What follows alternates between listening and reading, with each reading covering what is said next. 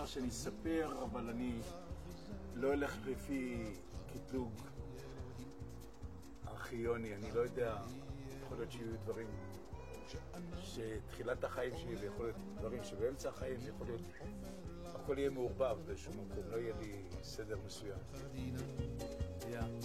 את כל כך עדינה, ורק אני מרוב אהבה שותק, ורק אני מרוב אהבה שותק,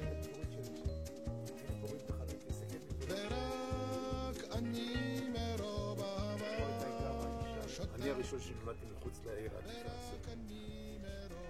והייתי בין 10 הראשונים שנולדו בהר הצופים. אם הייתי הראשון, אז יכולתי ללמוד רפואה על חשבון המדינה. כן, זה ככה דובר אז.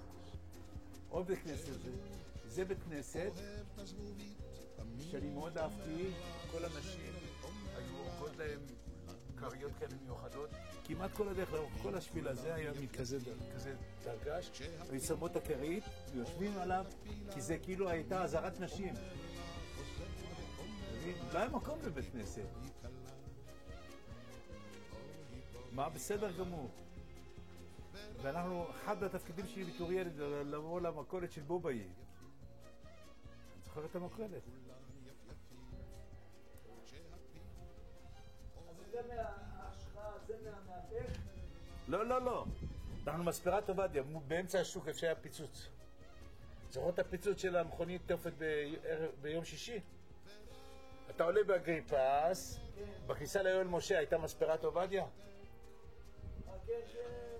עכשיו מתחיל להיזכר, בסדר. נכון, נכון, בכניסה. היה ביום שישי, התפוצץ מכונית תופת, זהו. אז אני האח הקטן שלהם. גם אתה. אנחנו משפחה לא דתית היינו. אז אנחנו היחידים שיכולים לצרוך מהערבים. וזה יותר זול, והם היו מביאים לנו עד הבית, עגבניות, מלפפונים, כל הירקות והפירות היינו מקבלים מהכפר.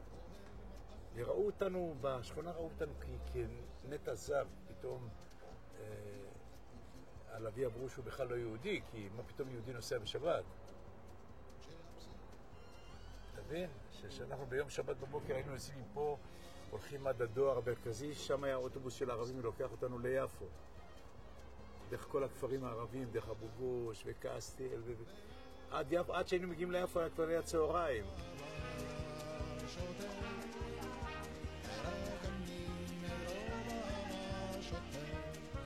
אני בית ספר תיכון כבר לא הייתי פה. אני בגיל 13 וחצי, 14 כבר לא הייתי פה. הלכתי לקציניהם בעכו. הייתי ירושלמי יחידי שיודע לשחות והולך לקציני ים בעכו. זה לא מתאים בכלל לאטמוספירה ולאקלים של הסביבה ולא... נתנו לי לנהל את הבית מגיל 13-14 כבר.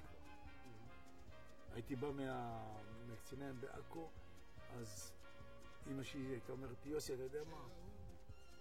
לא היה לה שמן בבית, אז הייתה אומרת, תיקח שמן האחרון, תיקח לבית כנסת, שידליקו נרות לכבוד שבת, שיהיה נרות בשבת בית כנסת, ותלך לבית כנסת היום בערב, ותלך לבית כנסת מחר בבוקר. ואם הייתה מקפידה שבכלל לא מתחילים לאכול לשבת עד שאני חוזר בבית כנסת, ואני אגיד את הקידוש, יש לי אחים יותר גדולים ממני. תבין? אז אתה רוצה או לא רוצה, אז דוחפים אותך למעלה בלי רצונך בכלל. ובאיזשהו שלב אני קיבלתי זה ולקחתי את זה. אני לא יודע, זה התגלגל ככה, לא מתוך רצון או מתוך שאיפה. יכול להיות שגם שאיפה תת-הכרתית שלי, שאני לא ידעתי, לא הבנתי מה רוצים. ורק אני מרוב אהבה שותק, מרוב אהבה שותק, שותק, שותק.